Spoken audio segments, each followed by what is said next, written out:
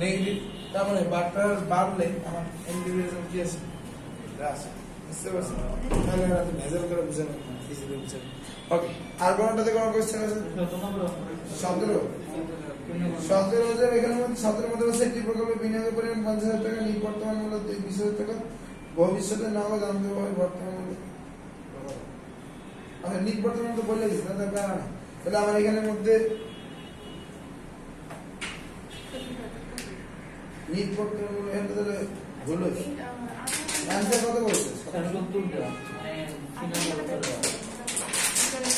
বিনিয়োগের পরিমাণ চাইছে বর্তমান মূল্য। আচ্ছা, যেটা বলতেছি এখানে আমাদের 17 নম্বরের ভুল আছে বা আমার ভুলের একটু ধরা দিয়ে, এখানে বলছে একটি প্রকল্পে বিনিয়োগের পরিমাণ 50,000 টাকা, নিট বর্তমান মূল্য 20,000 টাকা, চাইছে লোকে যে আন্তর্জাতিক বর্তমান মূল্য কত হবে? আন্তর্জাতিক বর্তমান মূল্য, তাহলে এখানের মধ্যে যোগ করলে নিট কোনটা পাওয়া যাবে না, এটা যোগ করার কোনো কাজ নেই। প্রশ্নটাই ওর পর ভবিষ্যতের নগদ আন্তঃপ্রবাহের বর্তমান মূল্য কত হবে, এইটাকে কি কোনো মোট ম্যাথ ছিল? ভাগ করলে হয়, সেখানে এটা কেমনে করে ভাগ করলে না, নিট বর্তমান মূল্য হলো মাইনাস করতে হবে। এখানে লোক যদি বলতো যে বর্তমান নিট বর্তমান মূল্য, তাহলে সেক্ষেত্রে আমরা এখানের মধ্যে 20,000 থেকে 50,000 মাইনাস করি, কিন্তু ওই কথাটা এখানের মধ্যে বলবে। কারণ আপনারা 70,000 কি পাচ্ছেন জানি না, মেবি কোশ্চেনে বলবে অ্যান্সারে বলবে 18 নম্বরটা, আমি 18 নম্বরটা বলতেছি, 17 নম্বরটা বলতেছি। এখন এখানের মধ্যে আপনি যোগটা কি হয়েছে কোথায়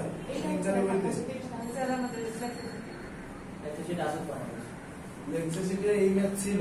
আচ্ছা, লেকচার শিটে থাকুক না, যে মাথায় থাকবে আপনাদের ইন্টারভিউ বইতে এই ম্যাথ ছিল, ইন্টারভিউ ছিল, ইন্টারভিউ বইতে এই ম্যাথ আমরা তো দেখছি। আচ্ছা, ঠিক আছে, আপনি বাইরে পান দেখি কি না জানা দরকার, একজন পারবেন বাকিটা পারবেন না, এটা হবে সবাই কোন বাংলা। আচ্ছা, তারপরে এটা স্যার আর কোনো কোশ্চেন আছে? আর কোনো কোশ্চেন নাই, বাকিগুলো সবাই বুঝছেন? হ্যাঁ, 19 নম্বরের মধ্যে বলছে এটা তো ক্লাসে বলছিলাম আয়ার, যে আমার এখানে ভুল হয় আবার ঠিক করি, ভুল হয় আবার ঠিক করি, আয়ার।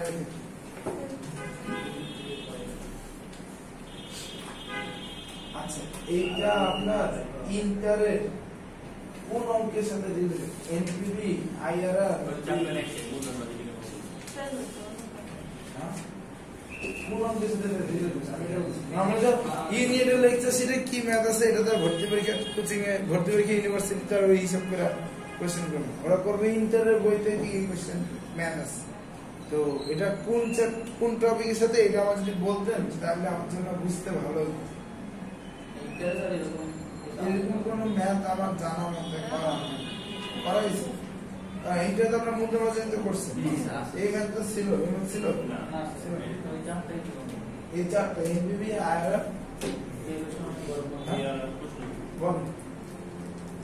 আর দীর্ঘকালে সকল খরচ গড় খরচ ছিল কত নম্বর? অন্য লিখে। আচ্ছা, তাহলে আরেকবার বল। দীর্ঘকালের সকল খরচ গড় খরচ ছিল। দীর্ঘকালের সকল খরচ গড় খরচ কি হবে? এইটা কি কথাটা এরকম যে দীর্ঘমেয়াদী মূলধনের খরচকে গড় মূলধন খরচ বলা? প্রশ্নে খালি এটা দেয় যে দীর্ঘকালের সকল খরচ হচ্ছে অপশনটা গড় খরচ, স্থায়ী খরচ বলা। তাহলে এই জিনিস আমি যদি এটা এভাবে বলতে দীর্ঘমেয়াদী মূলধনের খরচকে গড় মূলধন খরচ বলা, তাহলে এটা ব্যাখ্যা নিতে হবে। প্রশ্নটি করে দেয়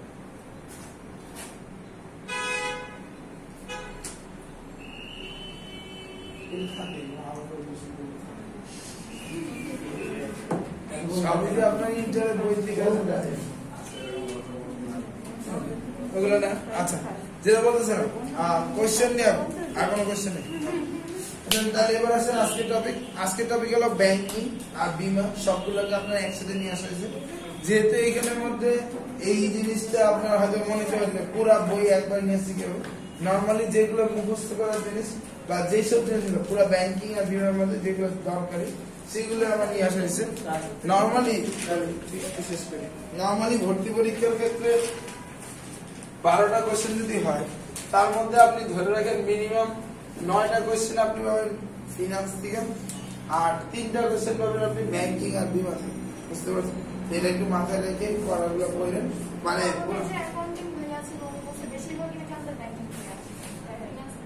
আপনি কোশ্চেন দেখছেন। আমি বলি নর্মালি এটা তো কোশ্চেনটা ওইভাবে আমি আপনি করি, কোশ্চেনটা নর্মালি টিচাররা করে। আর কোশ্চেনটা যেটা যে অনেক বড় ইতিহাস থেকে তৈরি হচ্ছে, মানে ম্যানেজমেন্ট যেরকম অনেক আগে থেকে কোশ্চেন হয়ে আসতেছে 2000 কোশ্চেন। আপনি যে ম্যানেজমেন্ট বিগত বছর কোশ্চেন সলভ করেন দেখবেন 1999-97 সালের ম্যানেজমেন্টের কোশ্চেন আছে, অ্যাকাউন্টিং এর 93 সালের কোশ্চেন। তার মানে এটা অনেক বছর আগে থেকে আসতেছে, একটা আইডিয়া আছে যে কোনটা বেশি কোনটা কম আছে। ফিনান্সও এরকম না, ফিনান্স শুরু হয়েছে আপনার 16 সাল থেকে।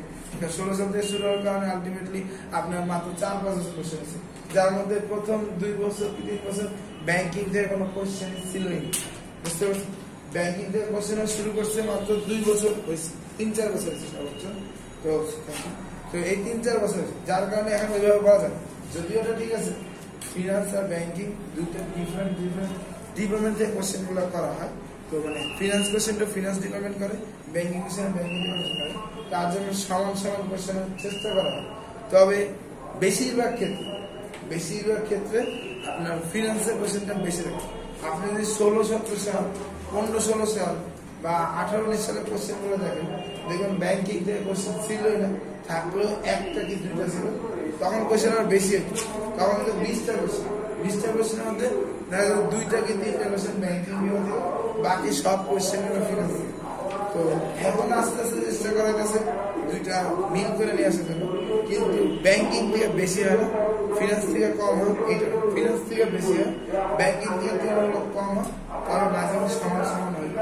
কারণ যদি দুটো আলাদা ডিপার্টমেন্ট থেকে কোশ্চেন আছে, কাউরে বেশি গুরুত্ব দিবে, কারো কম গুরুত্ব দিবে, এটা সমান হইতে পারে, কিন্তু নর্মালি ফিনান্স থেকে বেশি কোশ্চেন। বুঝতে পারছেন? আপনি এটা লাস্ট 15-16 সাল থেকে 18-19 বা 20 এই সাল পর্যন্ত দেখবেন ফিনান্সটা বেশি। লাস্ট 2 বছরের কি আছে সেটার কথা আলাদা, লাস্ট 2 বছর একটু ইয়ে হবে, তবে ব্যাংকিং থেকে বেশি আসে, ফিনান্স থেকে বেশি। তারপরে যেটা বলতেছিলাম, এখানে মধ্যে ব্যাংকিং এর ক্ষেত্রে আপনার এখানে ব্যাংকিং এর ক্ষেত্রে গেলে প্রথমে যেগুলো করবেন, নর্মালি আমি এখানে যেগুলো বুঝানো সেগুলো বুঝে দিব, আর যেগুলো মুখস্থ করা ওখান থেকে জায়গা দিয়ে মুনাফা যদি পড়াই ফেলছে লাস্ট ক্লাসে পড়ে গেলাম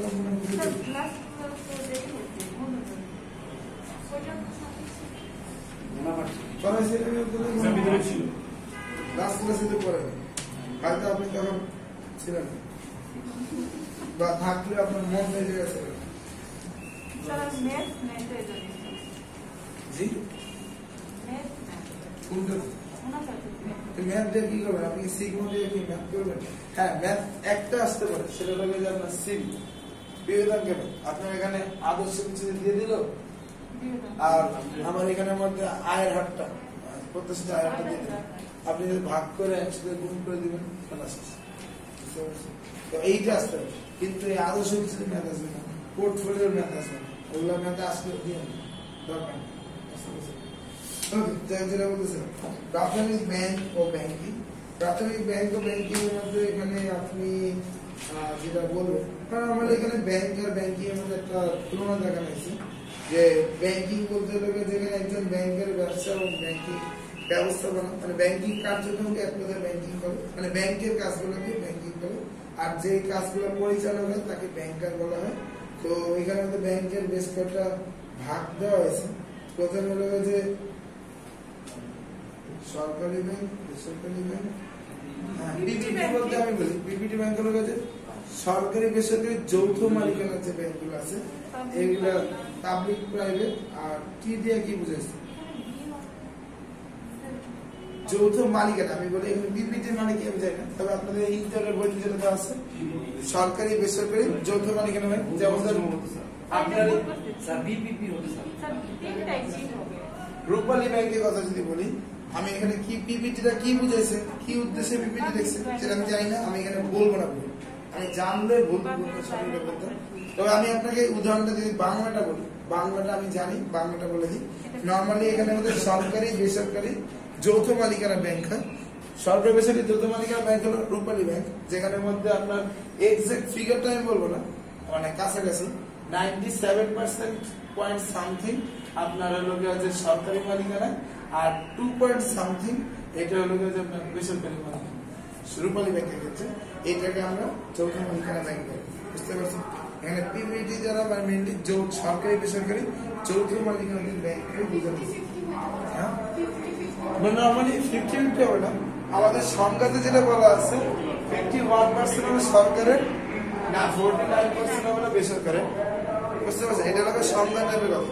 আর বাস্তব উদাহরণ হলো যে রূপালী ব্যাংক, যেখানে মধ্যে 97% সরকারি আর 2.something হলো বেসরকারি, বুঝতে পারছেন? আর অবশ্যই আছে সরকারি ব্যাংক আর বেসরকারি ব্যাংক পার্থক্য হলো সরকারি ব্যাংকের হলে সরকার অর্থ প্রদান করবে, সরকার এটা পরিচালনা করবে, নিয়ন্ত্রণ করবে। আর বেসরকারি ব্যাংকের হলে যে বেসরকারি ব্যক্তিরা লেনদেন প্রদানের মাধ্যমে ব্যবসা ব্যাংক গঠন করবে, তারা এখানে পরিচালনার মধ্যে থাকবে, তারা এখানে পরিচালনা সব কাজ করবে, বুঝতে পারছেন? দেন তারপরে আছে লাস্টে স্বায়ত্তশাসিত। স্বায়ত্তশাসিত জিনিসটা কি সেটা আমি একটা উদাহরণ দিয়ে বুঝাই। যেমন ধরেন আমি যদি এখানের মধ্যে বলি সরকারি কলেজ আর ঢাকা ইউনিভার্সিটি, দুইটার মধ্যে ডিফারেন্স। যেমন ধরেন ঢাকা কলেজের কথা বলি, ঢাকা কলেজ ঢাকা কলেজ সরকারি কলেজ, ঢাকা ইউনিভার্সিটি এটাও একটা সরকারি ইউনিভার্সিটি, কিন্তু ঢাকা ইউনিভার্সিটিকে বলা হয় স্বায়ত্তশাসিত প্রতিষ্ঠান। স্বায়ত্তশাসিত কেন বলা হয়? ব্যাপারটা হলো গেছে, প্রথমত ঢাকা কলেজকে সরকার যদি কোনো একটা কিছু বলে, নির্দেশনা দেয়, ওই কলেজের অধ্যক্ষ যিনি থাকবে তিনি সেটা মানতে বাধ্য, তাকে এটা সরকারের কথা অবশ্যই মানতে হয়। কিন্তু ঢাকা ইউনিভার্সিটির ক্ষেত্রে সরকারের নির্দেশনা সে মানতে বাধ্য না, তার নিজস্ব কার্যক্রমের সিদ্ধান্তগুলো সে নিজেই নিয়ে থাকে, এখানে অন্য কারো কথা সে শুনবে না। নিজের যে লোক আছে, নিজের যে কাউন্সিল আছে, নিজের যে গভর্নিং বডি আছে, সেই গভর্নিং বডি যে সিদ্ধান্ত নেবে সেইটাই সিদ্ধান্ত হিসেবে অ্যাপ্লাই হবে। যেমন ধরেন সহজ একটা উদাহরণ দিই, যে শর্ট সিলেবাসের পরীক্ষার কথা, সেখানে ঢাকা ইউনিভার্সিটিকে শিক্ষামন্ত্রী কিন্তু বলছে যে আপনার শর্ট সিলেবাসের পরীক্ষা নেন, কিন্তু ভিসিএর উত্তরে বলছে যে আমাদের শর্ট সিলেবাস কোনো সিলেবাস তো এখানে আমাদের সে কিন্তু কোন নির্দেশনাটা কিন্তু মানলো না, কিন্তু একটা নর্মাল সরকারি কলেজে যেত তাকে কিন্তু শিক্ষামন্ত্রী বলছে, তা আমরা তাকে অবশ্যই কি মানতে হবে, বুঝতে পারছেন? নর্মাল একটা সরকারি ব্যাংক আর স্বায়ত্তশাসিত ব্যাংকের মধ্যে এখন পার্থক্যটা কি এটি, বুঝতে পারছেন? সিদ্ধান্ত নেওয়াটা কি সে নিজে সরকার দিবে নাকি সিদ্ধান্ত সে নিজে নেবে, সেটার ডিফারেন্স সরকার আর স্বায়ত্তশাসিত ব্যাংকের ক্লিয়ার? তার কারণে বসে গেছে। তারপরে এবার আসেন এখানের মধ্যে আপনার পরে সংগঠন কাঠামো ভিত্তিক শ্রেণীবিভাগ, যেটা এখানের মধ্যে 4 নম্বর যেটা আছে ভুল আছে, এটা হলো গ্রুপ, মানে উনি নোয়াখালী গ্রুপ গ্রুপ লেখছে, ওরা গ্রুপ দেখে আমি নিজে বলি গ্রুপ বলে করতেছি, গ্রুপ ব্যাংক নোয়াখালী ফ্যামিলি আপনি কি নোয়াখালী আছেন?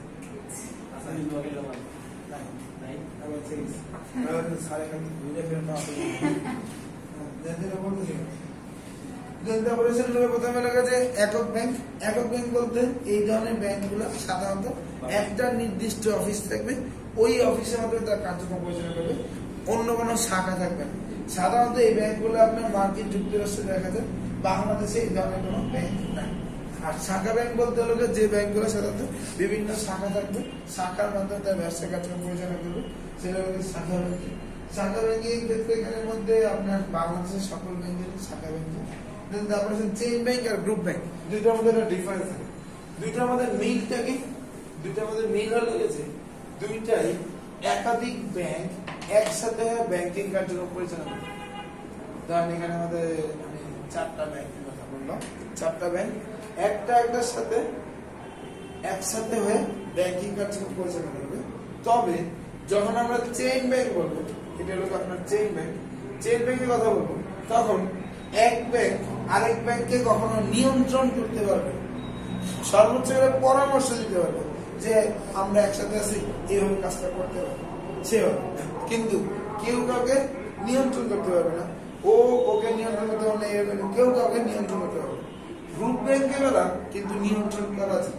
চেইন ব্যাংকের বেলা যেটা বলছি একাধিক ব্যাংক একসাথে হবে, গ্রুপ ব্যাংকের বেলা একাধিক ব্যাংক একসাথে ব্যাংকিং কার্যক্রম করবে, কিন্তু এখানে বড় যে ব্যাংক থাকবে, সচ্ছল যে ব্যাংক থাকবে সবচেয়ে বেশি, সেই ব্যাংকটা বাকি সব ব্যাংকগুলোকে নিয়ন্ত্রণ করবে, সে যেভাবে বলবে বাকিগুলোকে সেভাবে পরিচয় দেয়। এইটা হলো চেইন ব্যাংক আর গ্রুপ ব্যাংকের মেইন পার্থক্য। চেইন ব্যাংকে একসাথে অনেকগুলো ব্যাংক কার্যক্রম পরিচালনা করবে, গ্রুপ ব্যাংকে একসাথে অনেকগুলো ব্যাংক কার্যক্রম পরিচালনা করবে।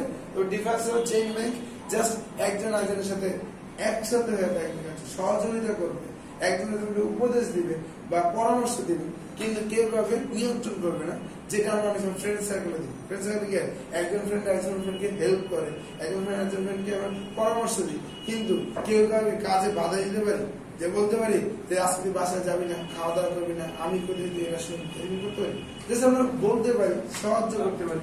এটা হলো চেইন ব্যাংক স্টাইল। আর গ্রুপ ব্যাংকে নিয়ন্ত্রণ করবে, সরাসরি বলবে যে তুমি এতটুকু কাজ করবো, কাজ করতে পারো।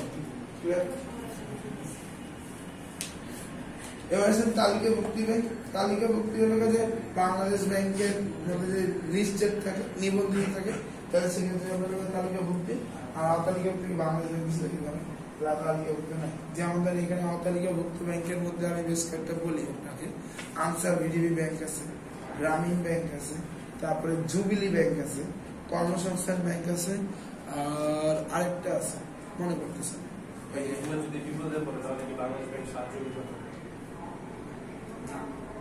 সাহায্য করে বলতে কি, সাহায্য তো করে, যেটা নিয়ন্ত্রণ করে, নর্মালি ওইরকম নিয়ম মানতে বাধ্য না, বুঝতে পারছি?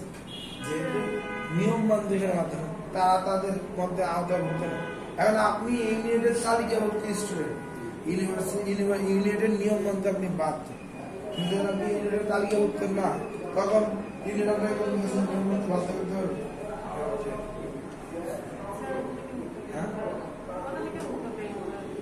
আমি আবার বলবো, আনসার ভিডিবি ব্যাংক, কর্মসংস্থান ব্যাংক, তারপরে যে আপনার জুবিলি ব্যাংক। যদি জুবিলি ব্যাংক খুব অতি সত্তরই বন্ধ হয়ে যাবে, মানে জুবিলি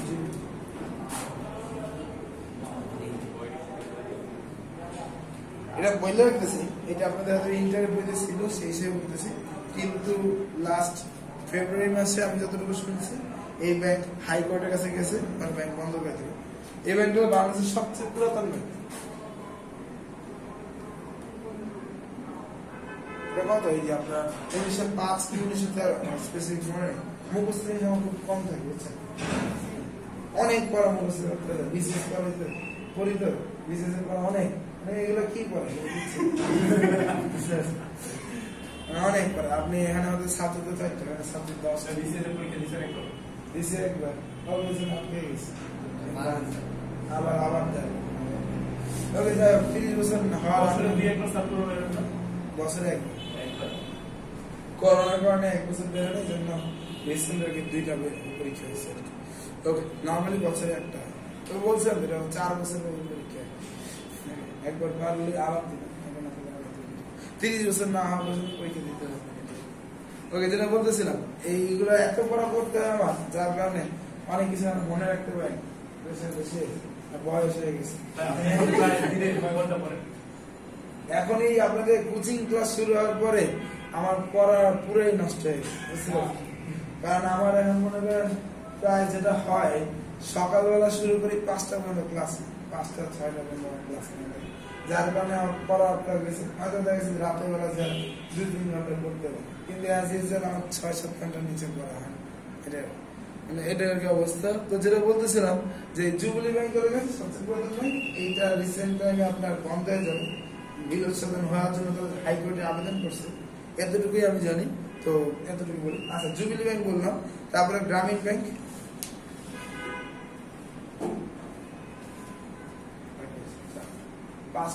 পাঁচ নাম্বারটা মনে করতেছি, বুঝতে পারছি।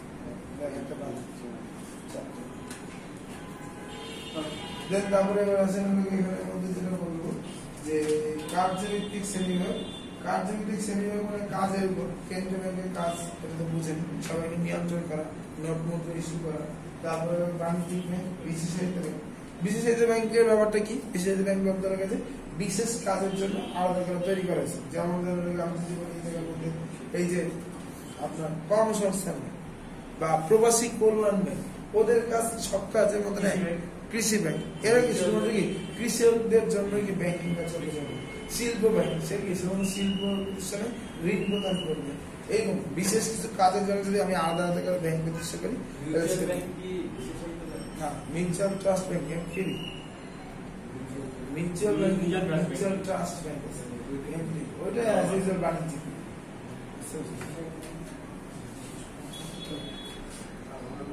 আপনি ইয়াকে বিষয়তে বলতে পারেন, এক্সিম ব্যাংকে একদিক থেকে বিষয়তে বলতে পারেন।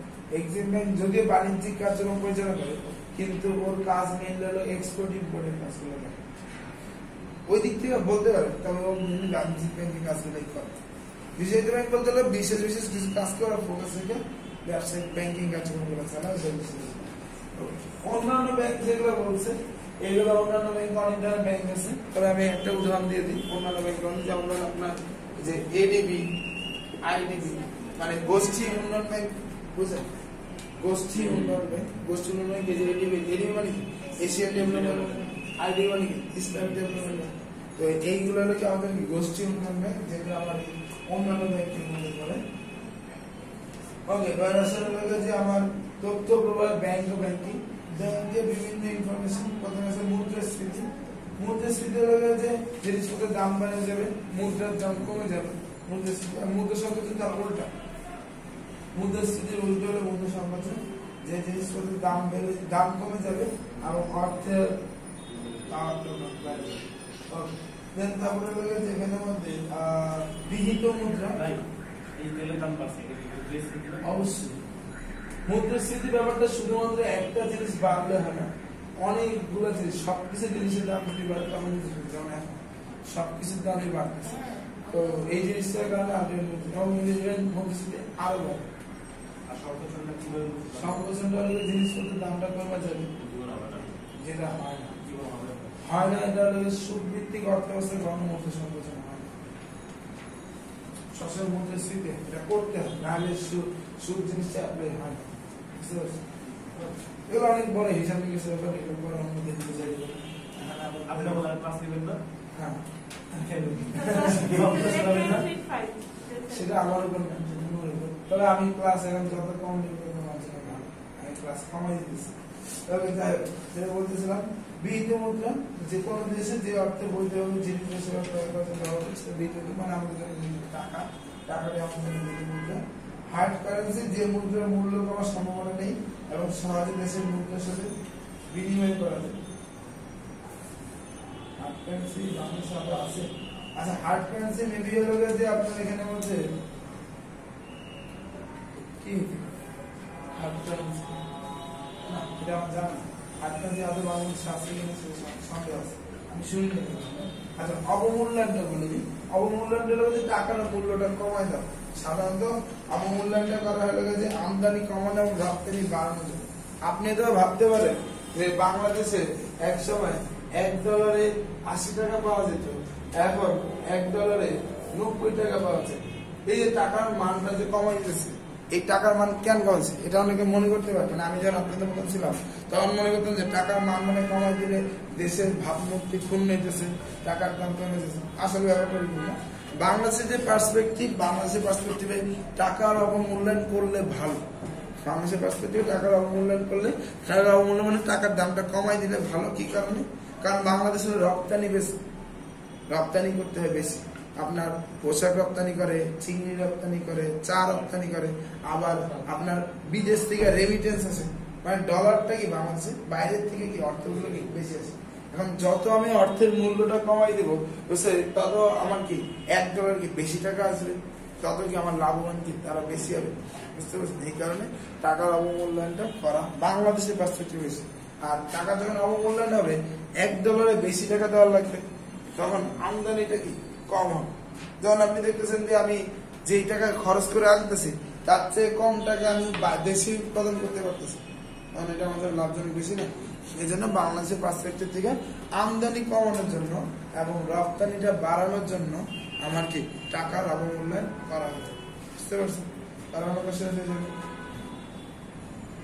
নেক্সট তারপরে এখানে মধ্যে যেটা বলা হয়েছে যে আপনার এবার আপনি যেটা দাগ দিতে পারছেন এলসি ইস্যু করে আমদানি রপ্তানি দলিল হিসাবে, হ্যাঁ letter of credit.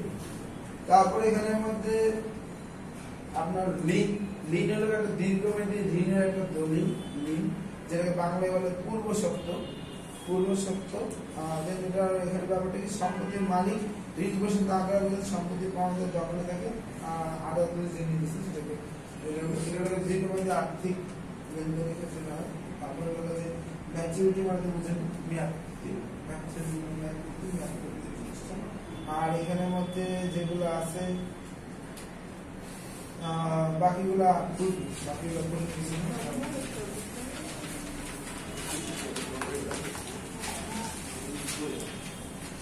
Swift, Swift হলো যে আন্তর্জাতিক ব্যাংকিং লেনদেনের ক্ষেত্রে সুইফট ব্যবহার করা হয়। সুইফটের ক্ষেত্রে এখানে মধ্যে এটা আমাদের বুঝতে আসছে। সুইফট জিনিসটা মুখস্থ করে বলুন। রিসেন্টলি সুইফট থেকে আপনার রাশিয়ার বাইর করে দেওয়া হয়েছে, এটা মাথায় রেখে। তারপর আছে স্মার্ট কার্ড, স্মার্ট কার্ড হলো যে আপনার ডেবিট কার্ড, ক্রেডিট কার্ড, এগুলো স্মার্ট কার্ড। হ্যাঁ বেশি কিছু বলবো না। রেডি ক্যাশ, রেডি ক্যাশ হলো যে আপনার ওই কার্ডের সাথে রিলেটেড, এটা বুঝুন নতুন কিছু। তারপরে আপনি এসিএইচ, এসিএইচ হলো অটোমেটেড ক্লিয়ারিং হাউস। এসিএইচ মানে অটোমেটেড ক্লিয়ারিং হাউস, বাংলা যেটাকে বলে স্বয়ংক্রিয় নিকাশ করার ব্যবস্থা। নিকাশ কর মানে বুঝেন ইন্টারেস্ট ছিল নিকাশ মানে ব্যাংক একটা জায়গায় কেন্দ্রীয় ব্যাংকের সভাপতিত্বে বিভিন্ন ব্যাংক এক জায়গার সাথে লেনদেন করবে। এই জিনিসটা অনলাইনে বা কম্পিউটারের মধ্যে হবে, তখন সেক্ষেত্রে সেটাকে বলা হবে এসিএইচ, স্বয়ংক্রিয় বা ইলেকট্রনিক্সের সাহায্যে এই কাজটা করা হবে।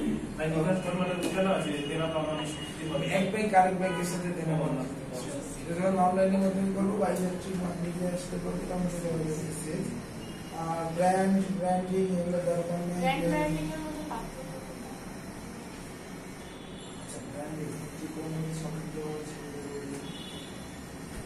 চিহ্নিত করা ব্যবহার করে ব্র্যান্ডিং আর ব্র্যান্ডিং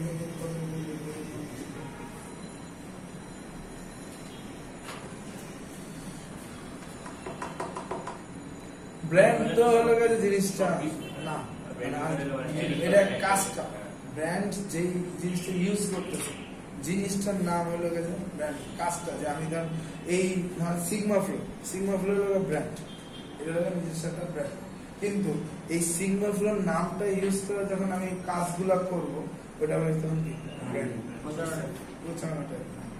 এটাকে ইউজ করে যখন কোনো কাজ করা হবে তখন সেটা হবে ব্র্যান্ডিং, আর জিনিসটা হবে তারপরে আছে লেবেলিং মানে প্যাকেজিং, এটা না বলবো, এগুলো মার্কেটিং এর জিনিস ভুলে গেলে দিয়ে দিয়েছে।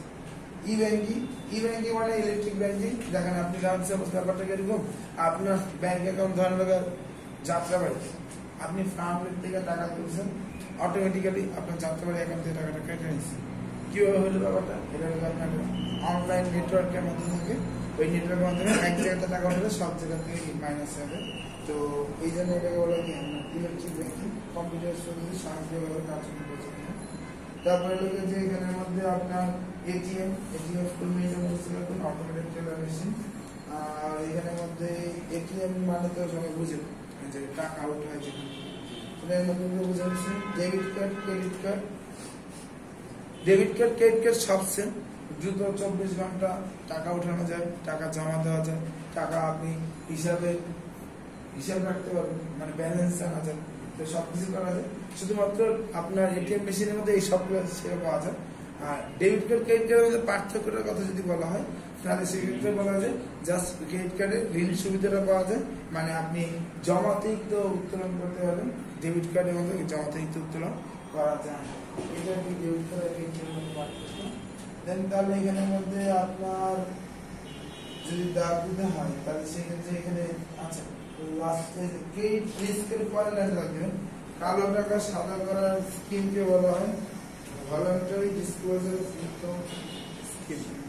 এটা মানে বুঝলেন, কালো টাকা সাদা করা যে মানি লন্ডারিং মানি লন্ডারিং আপনাদের বুঝেছিল?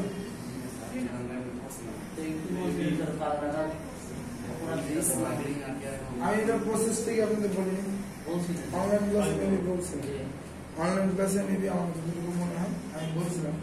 তারপর আরেকবার বলে দিই, আপনার যে অর্থটা অবৈধভাবে অর্থ উপার্জন করছেন, সে অবৈধভাবে অর্থ উপার্জিত অর্থটাকে আপনি প্রসেসের মাধ্যমে যখন আপনি এটাকে বৈধ উপায়ে মানে এমনভাবে দেখাবেন যে টাকাটা কি বৈধ হয়ে গেছে, সেটাকে আমার কাছে কালো টাকাকে সাদা টাকা। সেটা পরে কি হবে? মানে এটা কি বাইরের দেশ থেকে কি আসছে কালো টাকা নাকি? না, বাইরে থেকে আচ্ছা বলি, এখানে প্রসেস হলো তিনটা।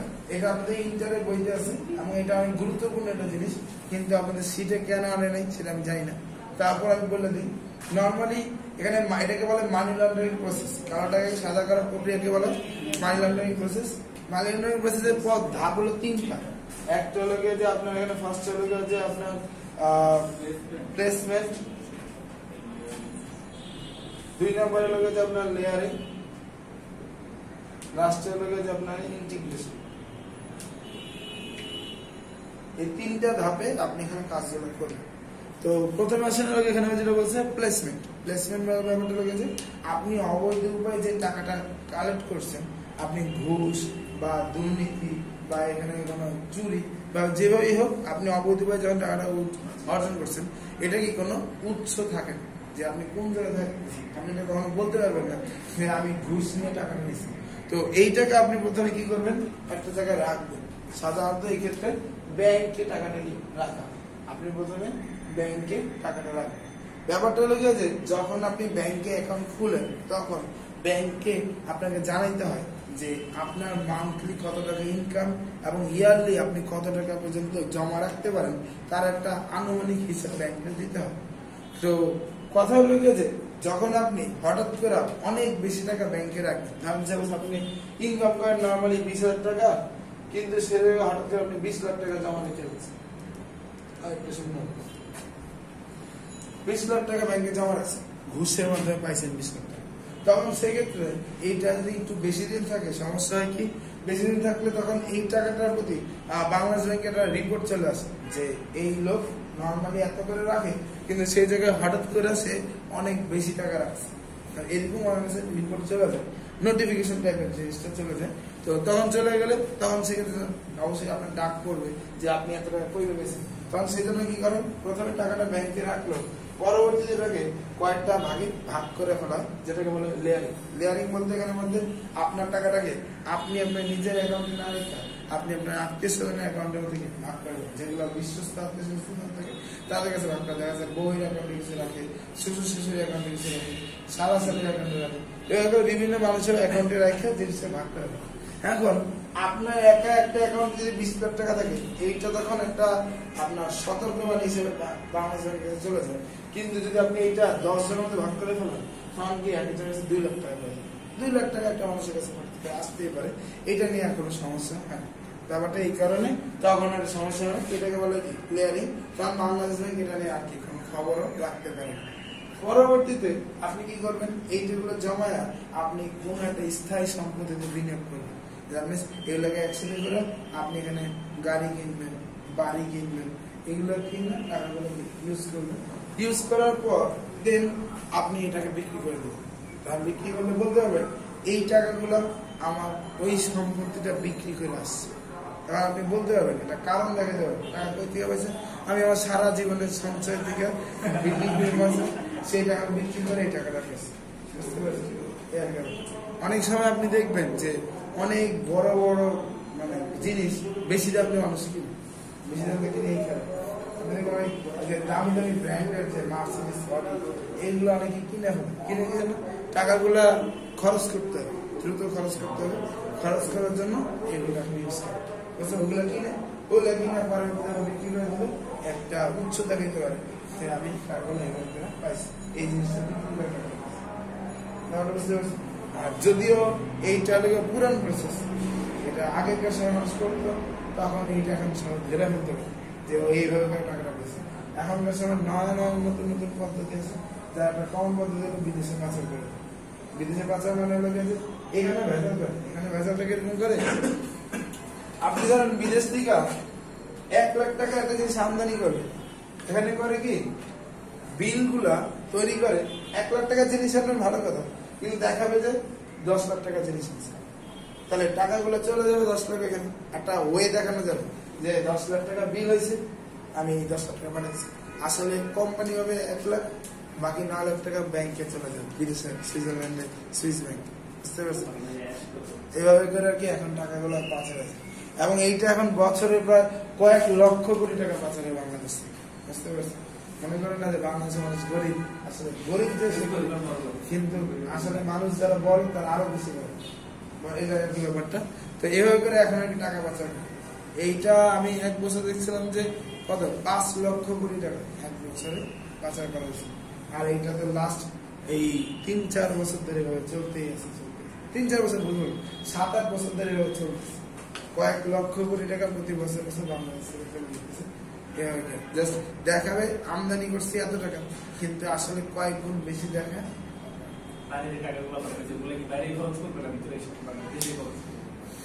সাধারণত বাংলাদেশে খরচ করে কি করবে? বাংলাদেশে যে সরকার থেকে যে হিসাব নিকাশ দেখা যায় যে পর্দার দাম 1000 টাকা, বালিশের দাম 5000 টাকা, এই টাকাগুলো মানে ওইটা আরেক টাইপের দুর্নীতি, ওইটা লোক দুর্নীতিটা এটা পাচার, ওইটা লোকে জাস্ট আমি কেনার ক্ষেত্রে রেটটা বেশি দেখা বিক্রি করতেছি দেশের ভিতরে, কিন্তু ওইটা লোকে দেশের বাইরে পাচার করে হলে অবৈধ টাকা আর অবৈধ টাকা সমস্যা থাকে, যেগুলো বৈধ টাকা এখানে আমার কাছে টাকাই নেই, আপনি আমার দেখাবেন যেটা বলছিলাম এই জিনিসটাকে এখানে government disclosure of income scheme বলে, অনেকে এটাকে মানি লন্ডারিং এ বলে। তারপরে এখানের মধ্যে আপনি যদি করেন সেটা হবে যে স্থায়ী সম্পত্তি বন্ধক 2 প্রকার, স্থায়ী বন্ধক আর একটা ভাসমান বন্ধক। স্থায়ী বন্ধক বলতে পারে জাস্ট নরমাল জিনিস, একটা সম্পত্তি এটাকে আপনি বন্ধক রাখেন, আর ভাসমান বন্ধকের ব্যাপারটা কি আপনি একসাথে অনেকগুলো সম্পত্তি বন্ধক করেন, বুঝতে পারছেন? আপনি একটা সম্পত্তি ধরেন আপনি 10 কোটি টাকা একজন থেকে লোন নিচ্ছেন, সম্পত্তি জমা দিতে হবে, স্পেসিফিক করে আপনি বলেন নাই যে এই সম্পত্তি দাম 5 লাখ, ওই সম্পত্তি দাম 10 লাখ, এভাবে না বললে অনেকগুলো সম্পত্তি একসাথে করে এই টোটাল মূল্যমানকে আপনি একসাথে বন্ধক হিসেবে রেখেছেন, তারপরে এবার আসলে যেটা ব্যাসেল জিনিসটা মানে আপনাদের ইন্টারভিউ করছেন প্রথম চ্যাপ্টার ছিল, ব্যাসেলের লগে এক কথা যেটা আমি যতটুকু মনে আছে 3টা পিলার থাকে ব্যাসেলের, 3টা পিলার মধ্যে ব্যাংকিং কার্যক্রমগুলো কিভাবে সম্পাদন করতে হবে, মূলধন কিভাবে খরচ করতে হবে, সেই জিনিসগুলো ব্যাসেলের মধ্যে বলা হয়ে থাকে। এখন মানে ব্যাসেল 3 চলতেছে, আগে ছিল ব্যাসেল 2, আপনাদের বইয়ে মানে ব্যাসেল 2 বলে, কিন্তু বর্তমানে চলতেছে ব্যাসেল 3।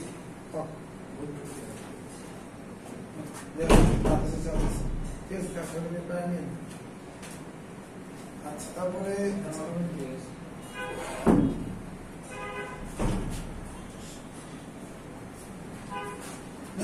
এখানের মধ্যে আপনি যদি দাগ দেন আমার যে বিএস ব্যাংক ফর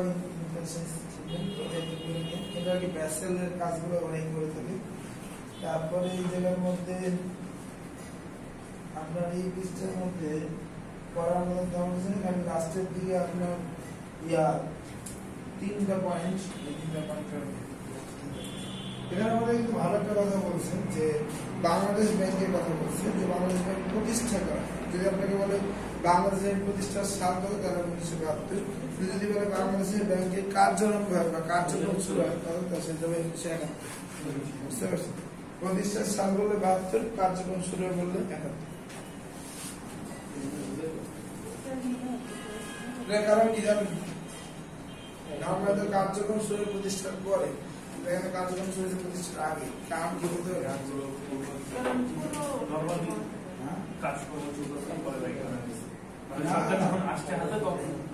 যুদ্ধের পর পরই ব্যাংক অ্যাজ ইউজুয়াল কাজ শুরু করছিল, কিন্তু ওই সময় যত সরকারি প্রতিষ্ঠানগুলো আছে সবগুলা প্রতিষ্ঠিত হয়েছে আপনার অধ্যাদেশ অনুযায়ী।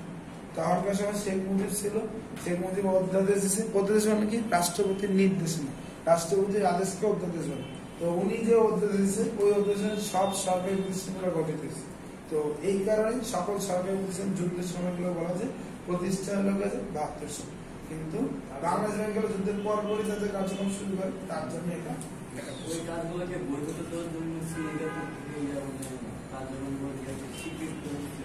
বুঝেন একটু কথাটা আরেকটু বলতে চাচ্ছি যে আমাদের কেন্দ্রীয় ব্যাংক প্রতিষ্ঠিত হয়েছে 1972 সালে 1 জানুয়ারি। মানে প্রতিষ্ঠা কিন্তু ব্যাপারটা কিন্তু প্রতিষ্ঠা হচ্ছে স্টার্টিং আমি নতুন করে গঠন করছি হ্যাঁ অধ্যাদেশ হয়েছে আগে যে 16 ডিসেম্বর থেকে চালু করলো যেগুলো কাজ হয়েছে ওগুলো বৈধতা দেওয়ার জন্য বৈধতার মধ্যে কি পুরো জিনিসটা মানে ব্যাপারটা হচ্ছে সরকারি প্রতিষ্ঠান তো যখন গঠন হয় তখন সেই সাধারণত কি একটা নির্দিষ্ট আইন অনুযায়ী গঠন হয়। তো এই আইনটা তখন ছিল কি অধ্যাদেশ, এখন হলো সংসদে পাস হয় তার জন্য এটার নাম হলো আইন। কিন্তু রাষ্ট্রপতি সংসদের বাইরে যে নিজেদের কোনো নির্দিষ্ট করে সেটাকে হলো অধ্যাদেশ। তো প্রত্যেকটা সরকারি প্রতিষ্ঠান কি গঠিত হওয়ার জন্য কি আপনার অধ্যাদেশ জরুরি। তো সেই অধ্যাদেশটা পরবর্তী যখন বঙ্গবন্ধু আপনার 1972 সালের 10 জানুয়ারি বাংলাদেশে আসছে, আসার পর তারপরে সংবিধান হওয়ার পর তারপর সেই নির্দেশনা দিচ্ছে। ব্যাপারটা বুঝতে পারছি। তো ওই কারণে প্রতিষ্ঠার সালটা ওইটা বলা, কিন্তু কার্যক্রম সে বঙ্গবন্ধু আসার পরে করেন, আগের থেকে চলতে আছে, এই জন্য কার্যক্রম রয়েছে। বুঝতে পারছি। কোনো বৈধতা দেওয়ার ব্যাপারটা হইল না। কার্যক্রম হিসেবে সরকার প্রতিষ্ঠান গঠন করতে হলে আপনাকে অবশ্যই অধ্যাদেশ দিতেই হবে। সেই যে অধ্যাদেশটা আছে পরে কার্যক্রম আগে হয়েছে হয়েছিল প্রতিষ্ঠা সরকার। কোয়েশ্চেন আছে যেটা বলতেছিলাম, যেটার মধ্যে এখানে গভর্নরের মেয়াদ এটা একটু পড়ে নিন। বর্তমান গভর্নর ফজলে কবির, 11তম গভর্নর, তারপরে গভর্নরের মেয়াদ যেটা সেইটা 4 বছর। পূর্বে সেদিন সেটা কি সংবিধান সংশোধনের মাধ্যমে করা হয়েছে। ভাই একটা প্রশ্ন, যে গভর্নর হয় ওই বাংলাদেশ ব্যাংকে চাকরি করতে হলে তার আস্তে আস্তে এগুলো উপস্থিত উঠবে, তাই না? সেটা হবে আর হচ্ছে কেউ আইসা ডিরেক্ট গভর্নর হইতে পারবে না। হইতে পারে কিন্তু করে না, চাইলে হইতে পারে। এটা সরকারি প্রতিষ্ঠান তো, রাষ্ট্রপতির নির্দেশ কিন্তু এটা সাধারণত কেউ চাইবে না। আপনি এখানে আসেন আপনার থেকে, তারপরে এখানের মধ্যে আপনি পরের যে পরের লাইনের মধ্যে আপনি এই জায়গার মধ্যে শুধু এটা হলো শাখার সংখ্যা বলছেন। শাখার সংখ্যা হলো আপনার 10টা, এখানে কয়টা আছে? 3 আর প্রত্যেকটা একটা 1 2 3 হ্যাঁ 10টা। এটা আমাদের এখানে বাংলাদেশ ব্যাংকের শাখার লোকের হলো 10টা।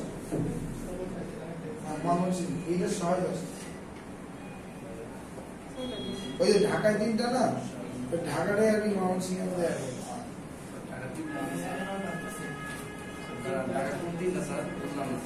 ঢাকা 3টার একটা প্রধান শাখা, আর একটা আছে আপনার জগন্নাথের এখানে একটা শাখা আছে, আর একটা ময়মনসিংহ, আর বাকি সব জায়গায় একটা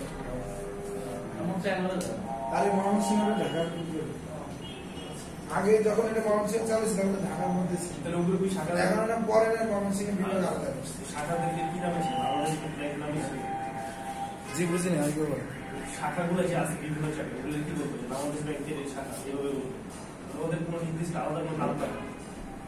আপনার এখানে আলাদা নাম কি? আপনি মির্জার ট্রাস্ট ব্যাংক এখানে মধ্যে একটা আছে, আবার উত্তরাতে আছে, আলাদা নাম হবে শাখা শাখা। আর কোনো ব্যাংক না, এই বাংলাদেশ ব্যাংক আছে।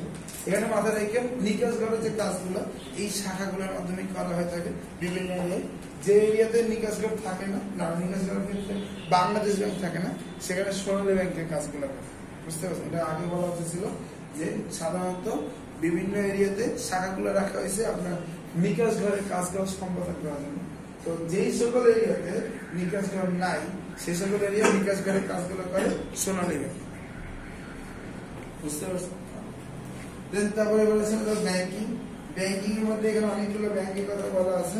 তো আপনি এই জায়গার মধ্যে যেগুলা মুখস্থ করতে পারেন, সংখ্যা তো আপনার সংখ্যা নিয়ে আসলে প্রমাণের কিছু নেই।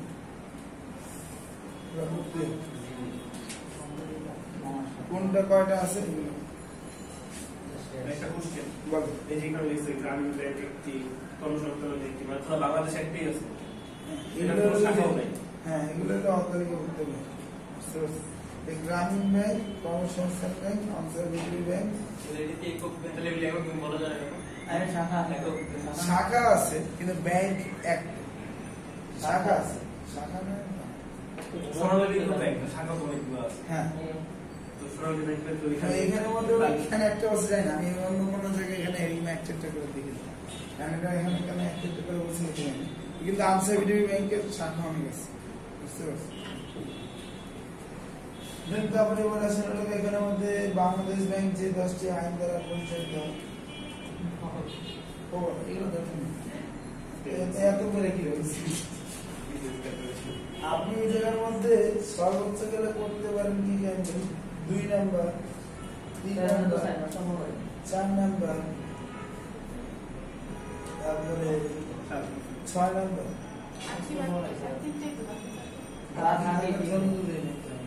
আমি আপনার মনে কমানোর জন্য জায়গা দিই। ভাই এই জিনিসটা কি যে ইনসলভেন্সি ইনসলভেন্সি হলো অসচ্ছলতা। অসচ্ছলতা মানে বুঝেন না, সচ্ছল আসতেছে না। মানে আমার টাকা ঋণ বেশি, দায় বেশি, অসচ্ছলতা, বা আমার নগদ না। ওকে, তারপরে এবার আসেন যে এবার আসেন মুখস্থ জিনিস, এতক্ষণ যা বোঝা বুঝেছি। তো মুখস্থ জিনিসের মধ্যে প্রথমটা থাকবে না, প্রথম নিকাশ গা, তারপরে তারপরটা আধুনিক নিকাশ গা, তারপরে যে আচ্ছা যেখানে অলরেডি বলে গেছে বাংলাদেশ নিকাশ গায়ের দায়িত্বপ্রাপ্ত বাংলাদেশ ব্যাংক, ওইটা অলরেডি বলছি। দেন তারপরে আধুনিক ব্যাংকের পূর্বসূরি। আধুনিক ব্যাংকের পূর্বসূরি মধ্যে দেখেন 2 নম্বরে আছে স্বর্ণকার, পাইছেন? স্বর্ণকারের পাশে দেখেন শুধুমাত্র ইংল্যান্ডের স্বর্ণকার, সব স্বর্ণকার না। স্বর্ণকার মানে বুঝেন তো, যারা স্বর্ণ কেনা বেচা করে, স্বর্ণ গহনা তৈরি করে, তাদেরকে স্বর্ণকার বলে। কিন্তু সব স্বর্ণকার এই পূর্বসূরি ছিল না, শুধুমাত্র ইংল্যান্ডের স্বর্ণকার যারা, তারাই এই পূর্বসূরিটা ছিল। পূর্বসূরি মানে কি বুঝতে? মানে ব্যাপারটা হচ্ছে এই এখনকার সময় ব্যাংকিং ব্যবস্থার মধ্যে যে জিনিসটা আমরা দেখতেছি সেইটা তারা তখনকার সময় করে ব্যাংক ছিল।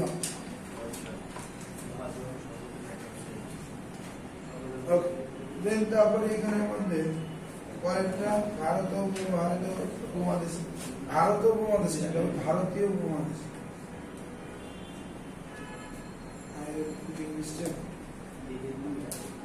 তারপরে যেটা আধুনিক যুগের প্রথম সাংগঠনিক ব্যাংক, মানে এই ব্যাংকটা প্রতিষ্ঠা হওয়ার পরই আধুনিক যুগে প্রতিষ্ঠা। মানে এটা যদি আপনি মুখস্থ রাখেন ব্যাংক অফ বার্সেলোনা কমিশন, তাহলে আলটিমেটলি ব্যাংকের যে যুগগুলো তার মধ্যে আধুনিক যুগের কত সাল 63 ছিল জানেন। তারপর 1401 সাল থেকে ব্যাংকের আধুনিক যুগ শুরু হয়েছে। তারপরে রয়েছে প্রথম রাষ্ট্রীয়করণ ব্যাংক উত্তরণ, যদি পরে এটা বেসরকারীকরণ আছে, মানে এখন উত্তর ব্যাংক হলো বেসরকারি ব্যাংক। তারপরে এখানের মধ্যে আপনি দেউলিয়া আইনটা, বাংলাদেশের সরকার কমিশন দেউলিয়া আইন। তারপরে আপনার এখানে জানতে হবে আছে যে বিশ্বের সর্বপ্রথম ব্যাংকের নাম শামসি ব্যাংক, বিশ্বের প্রথম সরকারি ব্যাংক শামসি ব্যাংকটা কোন দেশে? চীন। তারপরে বিশ্বের প্রথম যৌথ থেকে প্রতিষ্ঠিত ব্যাংক শামসি, এশিয়াতে দেখেন নাই। তারপরে বিশ্বের প্রথম সনদপ্রাপ্ত প্রাচীন কেন্দ্রীয় bank Paris bank of Sweden, বিশ্বের দ্বিতীয় সনদপ্রাপ্ত প্রথম সাংগঠনিক কেন্দ্রীয় ব্যাংক।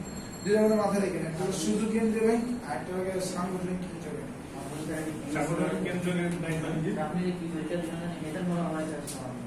এইগুলো হলো কিছু এই করা আসে বিসিএস, তবে এটার জন্য বিসিএস এর কোশ্চেন 2 নম্বর। টোটাল 200 নম্বরের মধ্যে এই শীটের থেকে মনে হয় 2 নম্বর।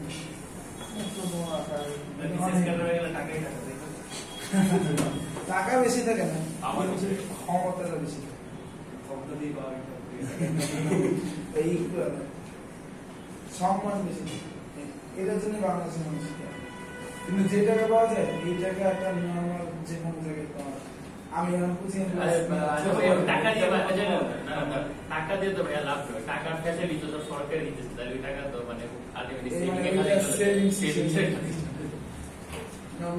সব মিলে 40,000 টাকা। আচ্ছা ভালো ভাই,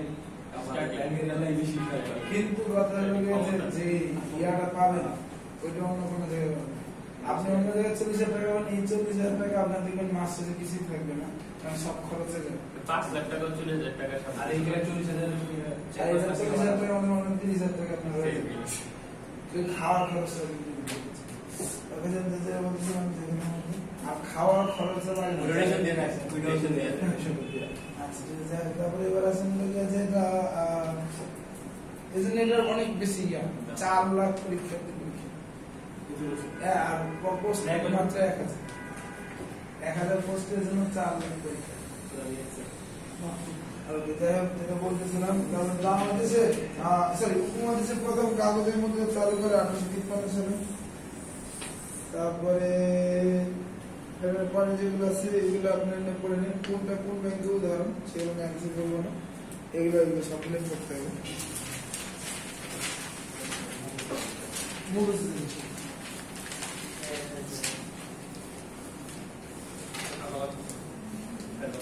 হোল্ডিং ও সাবসিডিয়ারি কোম্পানি। আচ্ছা, হোল্ডিং সাবসিডিয়ারি বলতে এখানে এটাকে বলা হবে হোল্ডিং, আর এগুলোকে বলা হবে কি সাবসিডি। বা আমি বলছি যে একটা মনে করেন ব্যাংকের 100% শেয়ার 51% যার সে হলো হোল্ডিং আর 49% সে হলো সাবসিডি।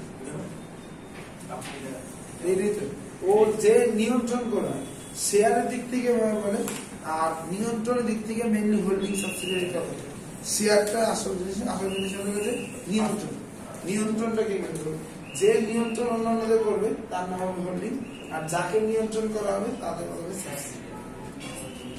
তারপরে এখানে মধ্যে যেগুলো দাগ দেবেন আমানত অংশীদারি ব্যাংক প্রতিষ্ঠা লাভ করে ইউরোপে। তারপরে যেটা দাগ দেবেন এলাকায় যে বিশ্বের বেশি শাখা রয়েছে আমেরিকান এক্সপ্রেস ব্যাংকে। তারপরে সম্পদ দৃষ্টান্তে বেশি হচ্ছে বড় bank of the industrial bank of Japan. তারপরে যেটা দাগ দেবেন এলাকায় যে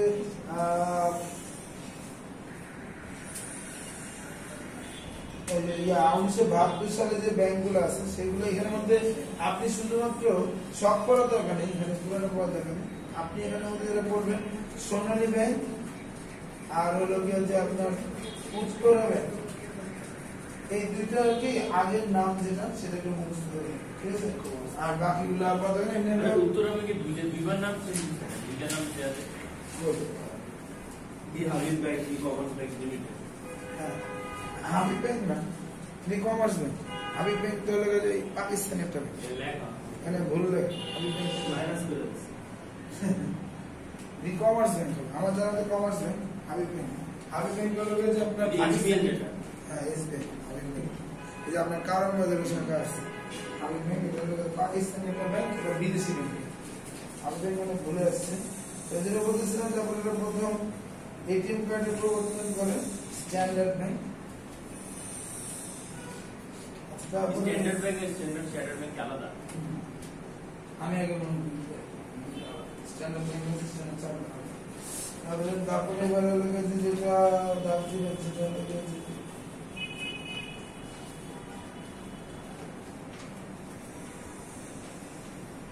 কনজিউমার ওরিয়েন্টেড ব্যাংক হলো ডাচ বাংলা ব্যাংক। সামরিক কল্যাণে নিয়োজিত ব্যাংক হলো সেনাবাহিনী সংস্থা ট্রাস্ট ব্যাংক লিমিটেড। তারপর হলো যে আপনি যেটা বললেন বাংলাদেশের সর্বপ্রথম রেডি ক্যাশ ও উপহার চেক প্রচলন করে। তারপরে যেটা করবেন সেটা হলো যে রাষ্ট্রায়ত্ত বাণিজ্যিক ব্যাংকে সরকার মোবাইল ব্যাংকিং চালু করে গ্রহণ করেন। Happy hour banking. তারপর আছে কেন্দ্রীয় ব্যাংক। কেন্দ্রীয় ব্যাংক তো বুঝলি যে ব্যাংকের সব মুনাফা নোট মুদ্রা ইস্যু করে, অন্যান্য ব্যাংকে নিয়ন্ত্রণ করে, সরকারের ব্যাংকার হিসেবে বলে তাদের জি। তারপরে কেন্দ্রীয় ব্যাংকের মধ্যে এখানে 2 নম্বরটা কেন্দ্রীয় ব্যাংকের মূল উদ্দেশ্য হলো অর্থনৈতিক উন্নয়ন বা আর্থিক অবস্থায় কৃষি ব্যাংক। তারপরে যে আপনার এখানের মধ্যে ব্যাংক অফ ইংল্যান্ডের জন্ম 1934 সালে। তারপরে হলো যে পরে যেগুলো সেগুলো দরকার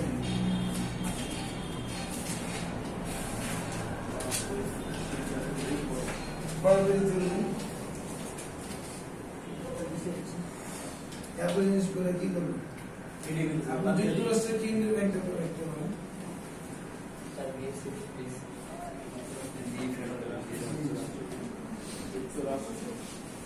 পাশে রেখে রাখেন এটি কোনো একক ব্যাংক নয়। ওকে, রিকোয়েস্ট যে ফেডারেল রিজার্ভ ব্যাংক এর কাছে রিলেট করে এগুলো হ্যান্ড ব্যাংক না মানে অনেকগুলো ব্যাংক নিয়ে এই ফেডারেল রিজার্ভ সিস্টেমটা করছে ভাই বর্তমান এইটা হলো যে নতুন যে পেজে গেছেন এখান থেকে আমাদের যে 6 নম্বর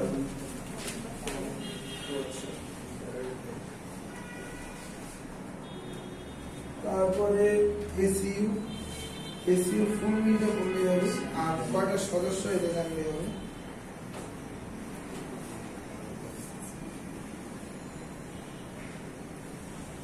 এসইউ আন্তঃলেনদেন নিষ্পন্ন করে লিভারের মাধ্যমে এসইউ আন্তঃলেনদেন